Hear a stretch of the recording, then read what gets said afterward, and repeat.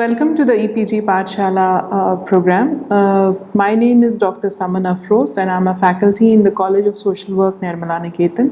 Today I'm going to talk to you on Module 3, which is on health policy and planning, and it's a part of the course on public health and social work.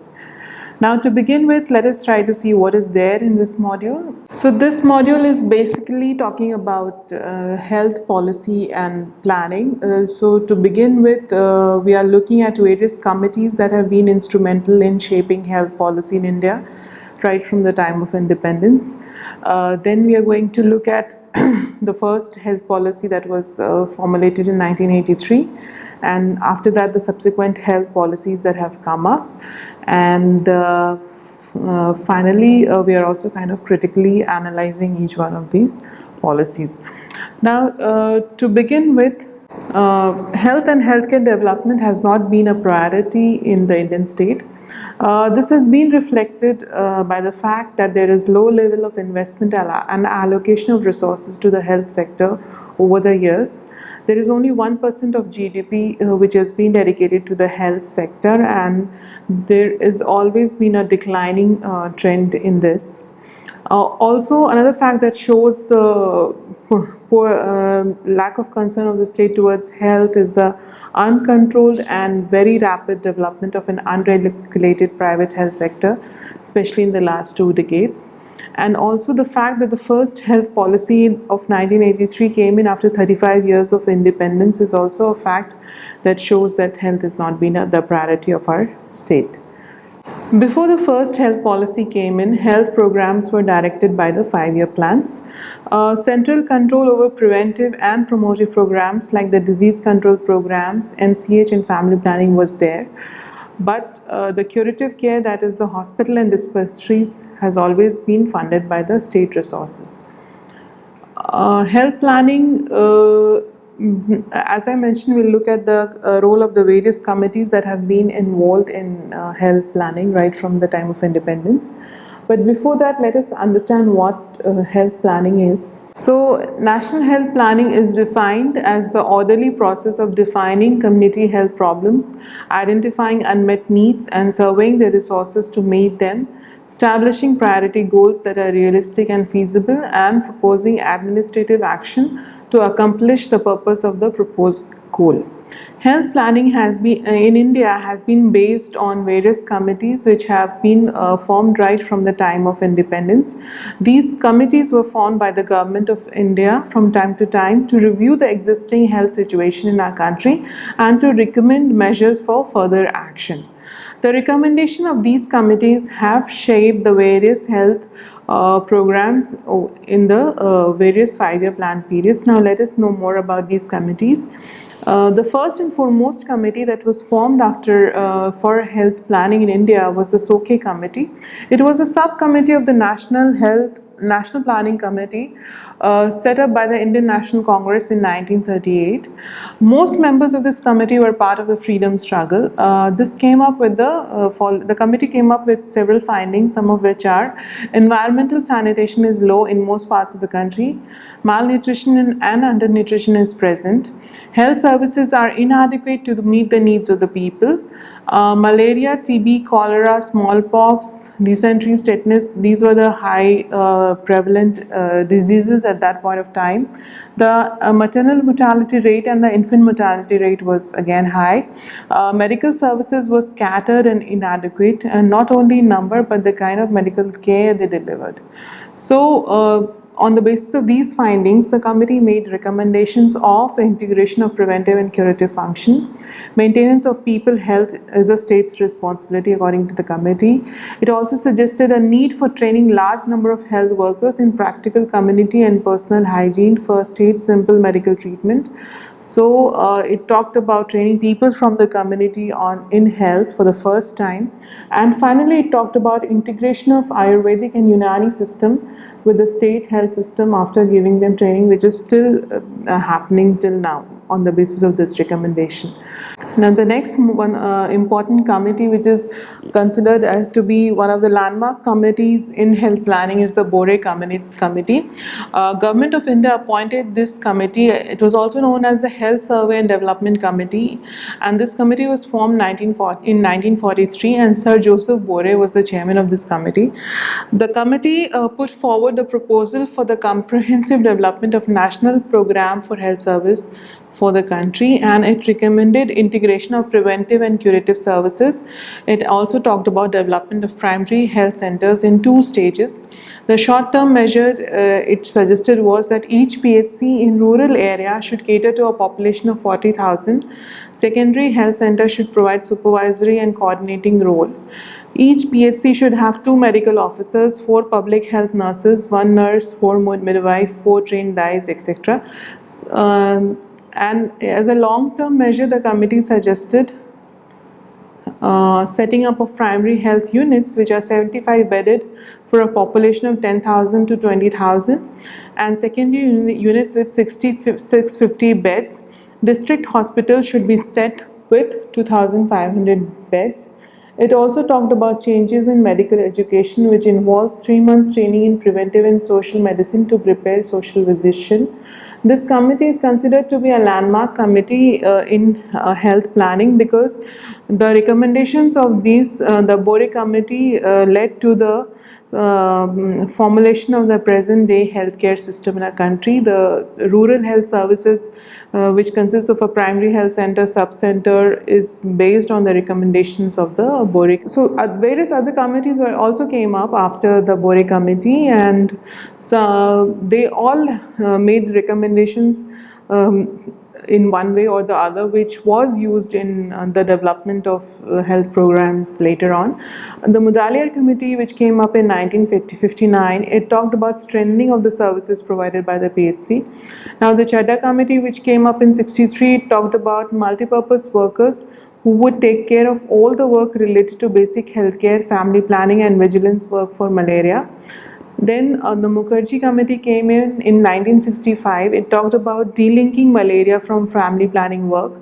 Jugalwala Committee then came up in 1967. It talked about integration of health services. And Kartar Singh Committee, which came up in 1973, was again a very important committee. It put a lot of emphasis on multipurpose workers. It talked that each PHC should be divided into 16 sub-centers for a population of 3,000 to 3,500. Each sub-center to be staffed by 1 male and 1 female health worker, 1 male health supervisor to supervise 3 to 4 male health workers, and 1 female health supervisor for 3 to 4 female health workers. So these suggestions were like very, very important, and they were incorporated in terms of the rural health system. Then the Srivastava Committee, which came up in 1975, it talked about that primary health should be provided within the community itself through a band of workers from within the community, so that the health of people is placed in their hand. So people's health in people's hand was the slogan, and because of the recommendation of this committee, a rural health scheme was launched in 1977. So we can see that even though there was no concrete health policy after independence, but various committees were placed which kind of evaluated the existing health needs of the country, and they made recommendations on the basis of which various health programs were formulated. So let us see how the recommendations of these committee influence the health planning of the various 5-year plans. So as you can see, the first 5-year plan talked about control of communicable diseases, education, training and research in health, family planning, water supply and sanitation, and setting up of primary health centers. The second 5-year plan, it mainly focused on water supply, sanitation and control of communicable diseases, which was in a way continuation to the first plan period. The third plan laid emphasis on preventive public health services, again the same, water supply and sanitation. So we can say that the trend in the first 3 plan periods was similar. Third plan is important because the family planning program was launched in this plan period with a focus on population control. The fourth plan, it talked about strengthening of primary health centers again, and it gave high priority to the preventive health services. Control of malaria, TB, leprosy, and trachoma was made. It is famous. This plan period can be remembered for the fact that the smallpox was eradicated at this in this period, and family planning received a huge chunk of resources. The fifth plan, in the fifth plan, the family planning was integrated with nutrition and immunization of children under the minimum needs program, which aimed at providing minimum preventive health services integrated with family planning, nutrition, and immunization. It talked about launch of sanitation and drinking water program. The ICDS scheme was also, which is very famous, was launched in this plan period in 1975. Then multipurpose worker scheme was launched in 1971. Community health guide scheme was launched in 1977. Now emergency was declared in this plan period during 1975, and then Congress government focused on family planning, and large scale vasectomy camps were done, and many people died due to forced vasectomy in these camps. So this received mass opposition, and when the government changed and the new government came, the Janata Party came, there was a shift from family planning to infrastructure building. Again, in this plan period, the Alma Ata Declaration, which committed for health for all through primary health care, was signed by our country, and most of the policies and programs after this was guided by the commitment to the Alma Ata Declaration.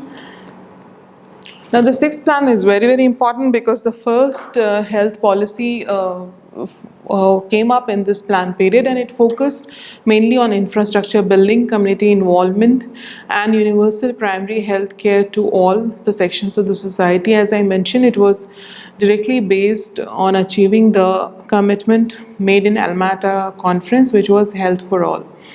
Now, the seventh plan talked about decentralized planning. People would be involved in health planning. Panchayati Raj would play an important role in health planning. So this was a major thing which came up in the seventh plan.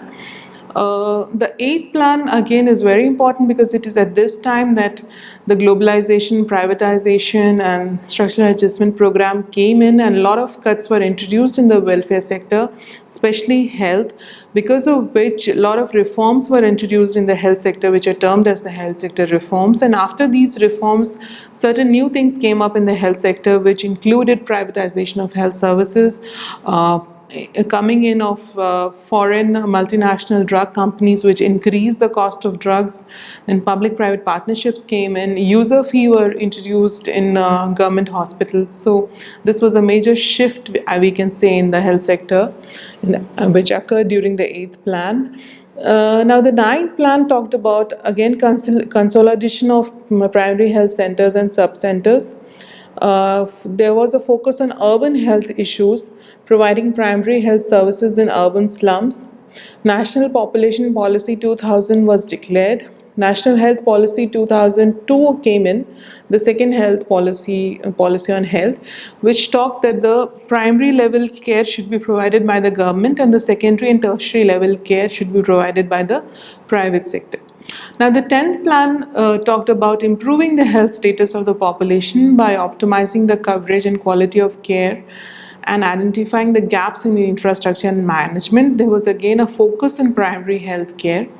The National Rural Health Mission was launched in this plan period, and it focused on improving the accessibility of health services in the rural areas, as well as reducing the infant mortality rate and maternal mortality rates. The 11th five-year plan again is important because it saw the launching of the National Urban Health Mission, and the two were clubbed together. The NRHM and the NUHM were clubbed together as National Health Mission. Now, the 12th five-year plan talked about launching of the National Health Policy 2017. A brief description of these policies are provided in the section, next section, which I'm going to talk about. Now, as I mentioned, the first policy on health came up in 1983, and it was based on the Almaty Conference. And the objective of this policy was to achieve the goal of health for all by 2000. It recommended universal, comprehensive primary healthcare services which are relevant to the actual needs and priorities of the community at a cost which people can afford. So it talked about primary health care for the first time. Some of the features of this policy were that it was critical of the curative oriented Western model of healthcare, and it focused a lot on preventive, promotive, and rehabilitative primary healthcare approach. It recommended a decentralized system of healthcare, the key features of which were low cost, deprofessionalization, and community participation. Now, some of the achievements of this policy, which I can say, is that post national health policy, rural healthcare received special attention, and a massive program of expansion of primary healthcare facilities was undertaken in the 6th and 7th 5-year plans to achieve the target of 1 PHC per 30,000 population and 1 subcenter per 5,000 population. The target has more or less been achieved, though few states still lag behind. So I can say there was a massive growth in terms of health infrastructure in the rural areas after this health policy. So the policy's main focus was on infrastructure building. It favored privatization of curative care at a cost which the people can afford. It advocates for curative services by private sector and preventive and promotive services by the public sector. This is mainly because the state suffers from resource crunch. Now, the next health policy, which came up in 2002, the main objective of this policy was to provide acceptable standard of good health amongst the general population of the country. The main features of this policy is to increase access to decentralized public health systems by establishing new infrastructure in the existing institutions. It talks about equitable access to health services. Primacy should be given to preventive and first-line curative initiative at primary health level. It clearly demarcated the roles of the private and public sector. Public sector should take care of the primary level care, whereas the private sector should provide secondary and tertiary level of care. It focused on disease contributing to the diseases burden, like diseases like TB, malaria, blindness, HIV/AIDS. It talked about rational use of drugs and increased access to traditional medicine. It also talked about compulsory rural placement of medical doctors passing out from government colleges so that there are more people, doctors to serve in the rural areas. It talked about gradual convergence of all health programs under a single field of administration, and it talked about setting up of an organized urban primary health care structure. Now, the National Rural Health Mission, which came up in 2005, it was launched under the mandate of National Common Minimum Program of the UPA government. It is operational since 2005, and it's with a special focus on 18 states, which are Bihar, Jharkhand, MP, Chhattisgarh, UP, Uttaranchal, Orissa, etc. Healthcare is one of the thrust areas, and it is proposed to increase the expenditure in health sector so the NRHM proposed to increase the expenditure in health sector from 0.9% of GDP to 2 to 3% of GDP in the next 5 years. It tried to bridge the gap in rural healthcare services through a cadre of special workers known as the ASHA workers, which is named as the Accredited Social Health Activist. It talked about decentralization of program to district level to improve intra and intersectoral convergence. It talked about providing an overarching umbrella to the existing programs of health and family welfare, including RCH2, malaria, blindness. So all the programs were integrated under one umbrella of NRHM. It talked about building greater ownership of the program among the community through involvement of the Panchayati Raj institutions, NGOs, and other stakeholders at the national, state, and sub-district levels. It also introduced various innovative programs like Janni Suraksha Yojana, Janni Shishu Suraksha Karyakram, community-based monitoring, and village health sanitation committees. Now, the next important policy which came up was the National Urban Health Mission in 2014. It was launched in February 2014, and it mainly aims to meet the health needs of the urban poor, particularly the slum dwellers, by making available to them essential primary healthcare services. Now, when the NRHM came in, there was a lot of people, there was a lobby who was kind of advocating that why it's only the rural areas and why not the urban health is given an importance. So catering to those demands, the National Urban Health Mission was launched, and again huge investment was made in the urban to develop the health services in the urban areas. So there was also an investment in high caliber health professionals, appropriate technology through public-private partnership, and health insurance for urban poor. So I can say it was launched with a similar objective of the way NRHM was launched in rural areas. Similarly, the National Urban Health Mission was launched in urban areas. So the NUHM also focused in terms of creating one urban primary health center for every 50 to 60,000 population, one urban community health center for 5 to 6 UPHCs in big cities, one ANM for 10,000 population, and one ASHA worker for 200 to 500 households. So till now, as you might have seen through my description, that most of the healthcare was focused in the rural areas, and all the health services like the PHCs and the sub-centers were only in the rural areas. In the urban areas, there was no such arrangement that was done. Now, after this NUHM, the concept of urban urban primary health center has come up, and huge scale construction and money was spent in construction of these centers. So it entails to cover all cities with a population of more than 100,000. Now, as you know, the NRHM and the NUHM are clubbed together, and the two together are known as the National Health Mission. Now, recently, we have come up with a health policy which was launched in March 2017. It aims to improve the health status through concerned policy action in all sectors and expand preventive, promotive, curative, palliative and rehabilitative services provided through the public health sector with focus on equality.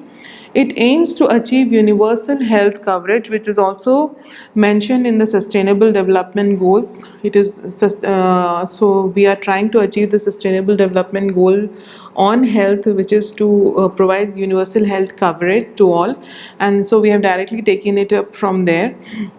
So the universal health coverage will be provided by providing primary health care, by utilizing the existing infrastructure, and by collaborating with the non-governmental sectors. So in the urban areas, urban PHCs are being opened in collaboration or in partnership with the private sector, and they are named as the wellness clinics. It aims to achieve improved access to secondary and tertiary services through a combination of public hospitals and private care providers, especially the not-for-profit providers. In the budgetary allocation, it proposes to increase the health budget from the existing 1.15% of the GDP to 2.5% of the GDP by the year 2025. This policy is heavily being criticized as it does not clearly define the role of the state in strengthening the public health system. It does talk about universal health coverage, but doesn't clearly specify what the role of the government would be in this, and it heavily relies on the private sector. So on one side, we are talking about providing affordable and quality health care to all, but on the other side, we are heavily relying on the private sector. So it's kind of a dichotomy.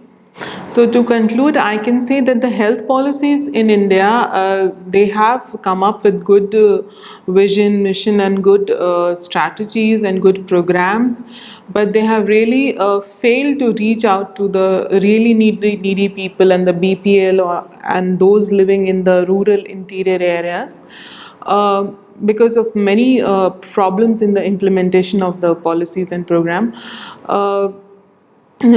And one of the main reasons for this is corruption and poor governance at the local level. Partnership with NGOs to enhance the outreach of the program, often does not work due to the corrupt nature of the NGOs. All these policies talk about providing accessible and affordable healthcare to the masses, but then these are just statements in the policy documents and no concrete effort is made to translate these into action. India's public spending on health is one of the lowest in the world, at 1.15% of the GDP, whereas the global average is 5.99%. Even the out-of-pocket expenditure in India is pretty high. So I can say that in spite of so many committees that have been formed, which we have looked at in this module, that have kind of assess the health situation in the country and have made various recommendations on the basis of which various programs have been formulated from time to time and have been implemented. And after that, we have seen 83 onwards, several health policies have come up. So a lot of efforts are happening in terms of formulating the policies, but still the implementation bit is poor, as a result of which our health sector is still grappling with a lot of issues. So to summarize, I can say this in this module, we have kind of understood the various committees that have been formed in India right from the time of independence to look into the issues of health in our country. And we have looked at what the suggestions they have made from time to time and how it has influenced our health planning and program over the years. So in a way, we have kind of understood the evolution of health policy in our country. We have also looked at the various 5-year plans and what they have been doing vis-a-vis the field of health, and now we know that no 5-year plans are there and it's kind of scrapped from our country. And then the last bit of this module explains in details the various health policies that have come up right from the 1983 policy to the 2002 policy, the National Rural Health Mission, the National Urban Health Mission, and finally the latest health policy in 2017 that has come up. I request the students wanting to know more on this module to read the basic readings that I have proposed here, which Dr. Banerjee's and Dr. Imrana Kadi, these are some iconic figures in the field of health, and if you go through the readings, it would really help. Thank you so much.